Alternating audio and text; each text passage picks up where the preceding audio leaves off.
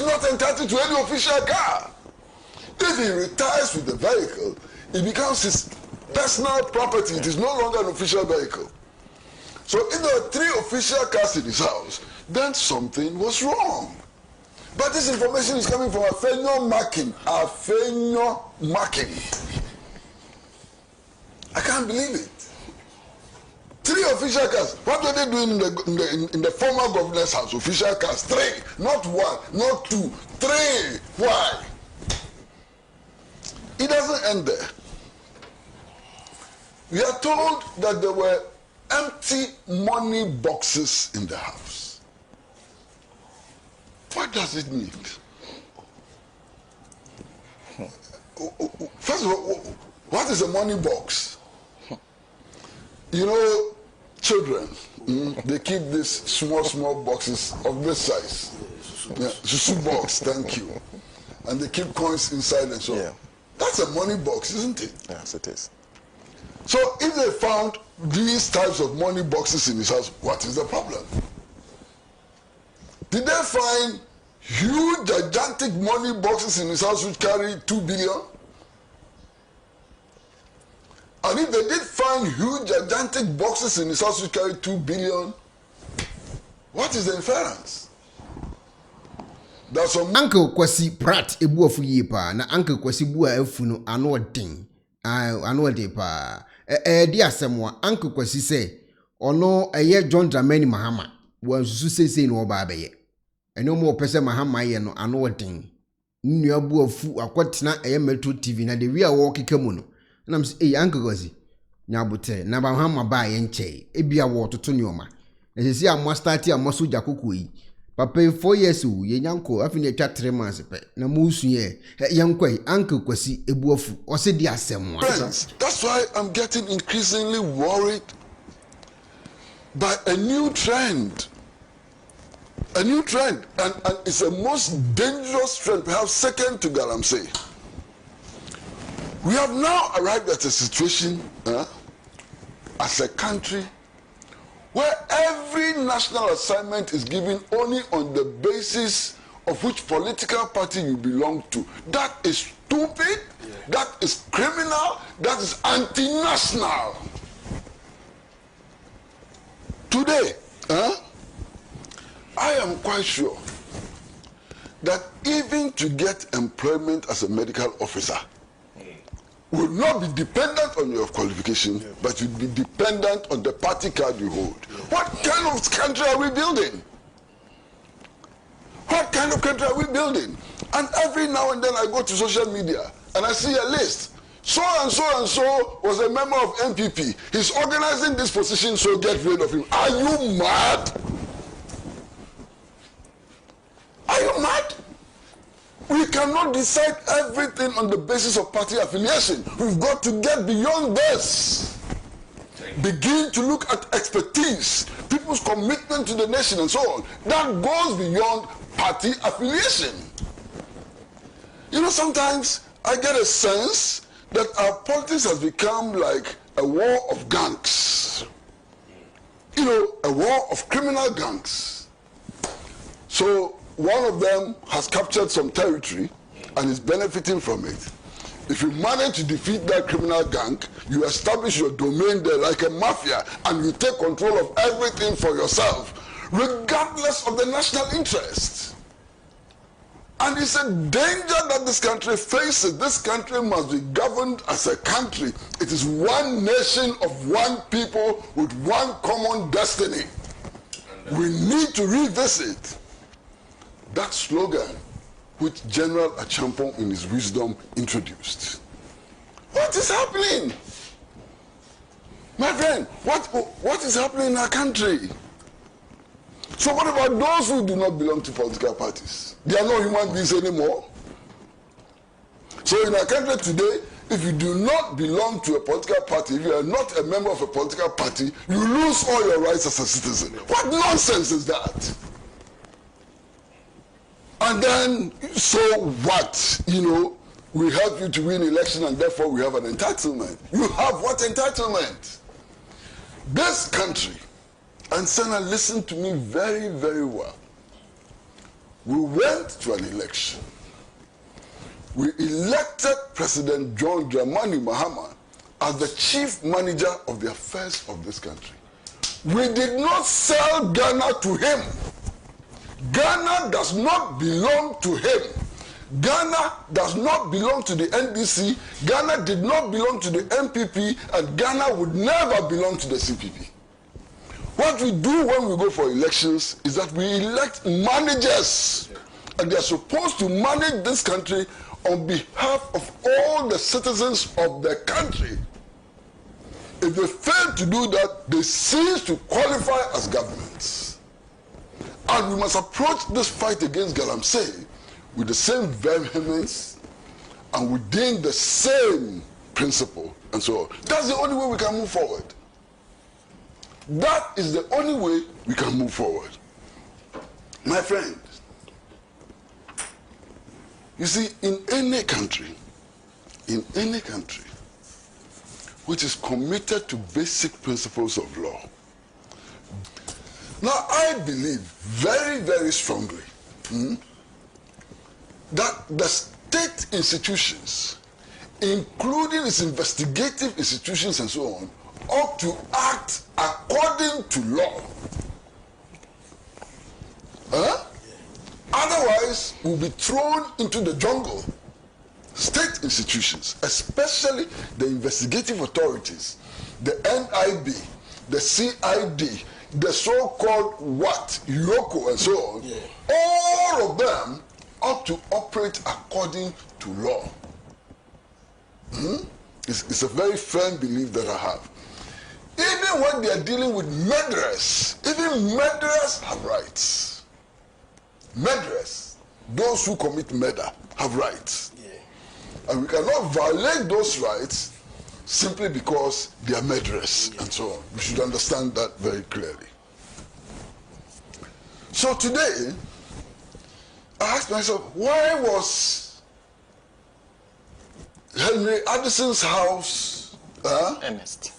Is it Ernest? Ernest Addison. Well, forgive me, Massa. There are so many names in the world, sometimes you can't get all of them right. Yeah, that's right.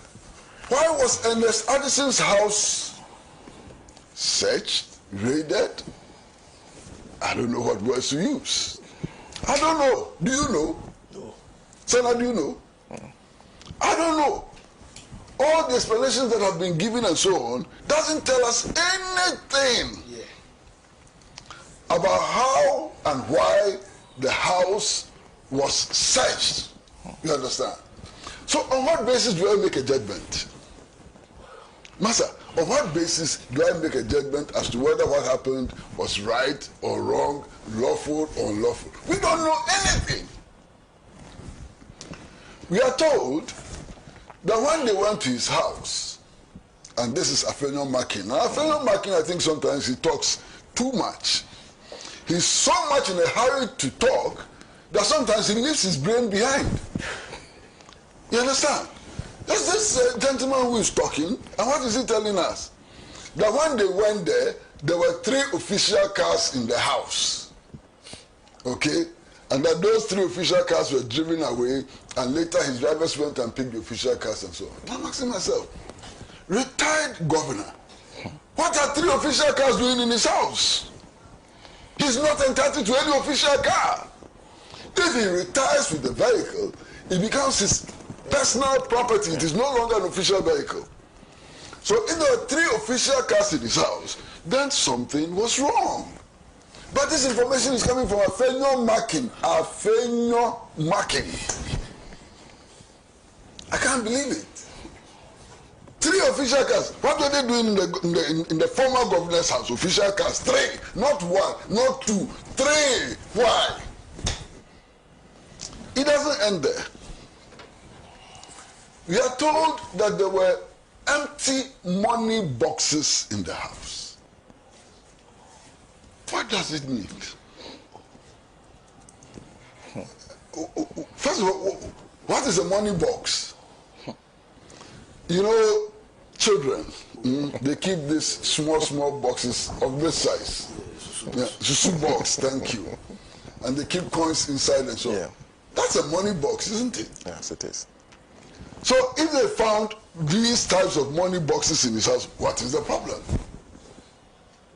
Did they find huge, gigantic money boxes in his house which carry 2 billion? And if they did find huge, gigantic boxes in his house which carry 2 billion, what is the inference? That some monies were carried from the central bank to his house and emptied, and the boxes left behind. Is that the inference? And if that is the inference, why are we not being told? What kind of boxes did they find in his house beyond them being money boxes? What kind of boxes? And how are those boxes related to the search on his house? Did they go to his house because of those money boxes? Or they accidentally found those money boxes and so on? I don't know what to make of this. I simply don't know what to make of this. Now listen, in the campaign for the 2024 elections, President Mahama made a bold promise to the people of Ghana. He said that if he was elected, those who have stolen our monies will be made to cough the monies out. One.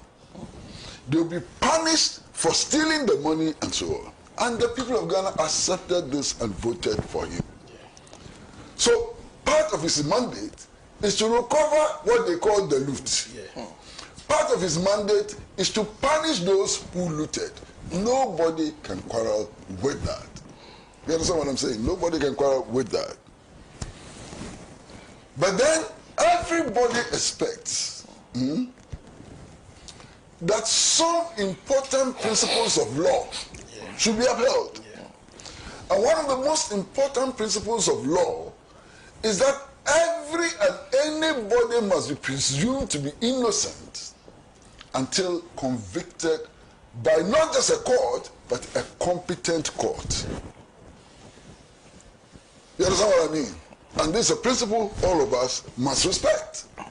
This is a principle all of us must uphold. Okay? So it is important that even those who are suspected of having committed crime should be made to enjoy their full rights as citizens until convicted by a competent court. It's an important principle that we cannot play with at all. You understand? Now, for me, I must say that one of the texters, Dennis Ekuonaba, made a point. And Dennis, I salute you. You understand? I fully agree with you. Sometimes the aesthetics of cases become more important than the substance. You understand?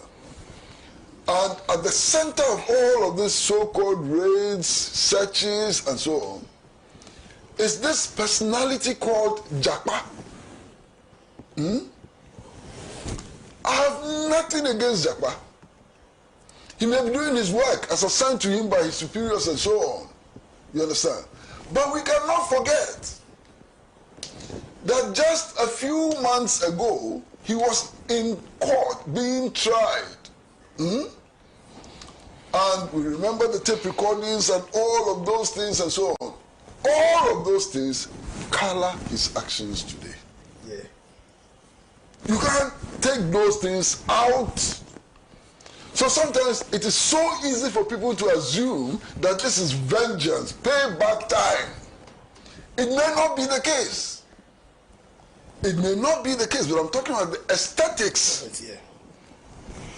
So therefore, I agree with Dennis Ekuonaba that if things must be done and so on, why must it be done under the leadership of what is his name?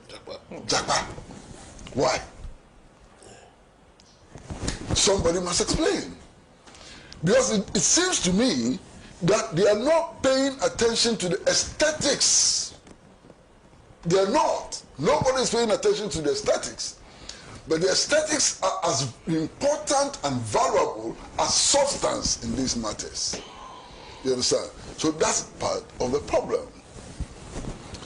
Now, I'm sitting back and I'm wondering, I'm really wondering, Sana, Bank of Ghana, you say his name is Ernest Addison. Yes. If any government, any serious prosecution authority wants to investigate Ernest Addison and prosecute him, do you have to search his house? Tell me, do you have to search his house? No. Because what we were told, and I'm not saying it, what we were told was that he illegally printed currency. Illegally printed currency. Would the evidence for that be found in his house? No. No, not at all. We were told that he took certain actions which led to substantial financial loss to the state because it was without parliamentary approval. Is the evidence for that available in his house? No. So think back. All the things that were said about Ernest Addison, you think he cannot be prosecuted without going to his house? So this going to his house, what was it meant to find? I don't know. Yeah. Maybe they have answers, but I don't know. Nobody knows. The only people who know may be in national security. You understand? Maybe in the Attorney General's office and so on. I wish that these investigations be carried out in a most transparent manner. In a manner which does not give the targets of investigations and so on some high moral grounds, to turn around and to do some of the things that we are hearing and seeing today. Let these investigations be based on law. Let the rights of the accused be respected. And let convictions take place and nobody would have anything to do with that. You understand? Now, look, MPP. Everybody knows what is happening in the MPP today. Yeah. Leading member of the party is here. Former member of parliament is here. Everybody knows what is happening in the MPP. Okay? If the MPP actually thinks that the way forward is what Afenyo Makin is doing, God bless them. If the MPP really thinks that the way forward lies in numerous press conferences of no substance, God bless them. Because what is happening in the MPP is a really substantial movement leading to the establishment of the true values of the party. Yeah. It's the true values of the party which is in contention. Yeah. You understand? And until that is resolved, this noise making, sometimes childish in the extreme, would not help anybody. It will not help them. It will not help the country. It will not help anybody. You understand? So, what is my position? My true position is this. No citizen is above the law. And if you say that no citizen is above the law, what you also imply is that no citizen is under the law. I mean, all of us have to be treated with equal measure, irrespective of our party affiliation and so on. All of us, let all of us, and I was wrong. Every citizen should be under the law, not above the law. So let all of us be treated, under the law and not above the law. Citizens have rights guaranteed by the Constitution, guaranteed by legislation passed by Parliament. It should work. You understand? It should work. I am in sympathy with the position which was taken by my good friend, lawyer Apia Dankwa. Because when the Office of Special Prosecutor was being created, I objected to it, the manner in which that office was being created. It was only going to lead to chaos. But nobody listened. Because one, the NDC members of parliament did not want to oppose the process so that they would be thought of as persons who didn't want accountability. So they went along. The NPP members of parliament went along, not so much so that they believed in what was being done, but because the executive wanted to make a point. It was received public applause and so on. So we established the Office of Special Prosecutor, pretending that it was an independent institution, when the Constitution says very clearly that the power to prosecute is vested in the Attorney General. That has not changed. Every other law is supposed to be inferior to the provisions of the Constitution. And yet, we have Parliament establishing the Office of Special Prosecutor and pretending that it's an independent institution and so on.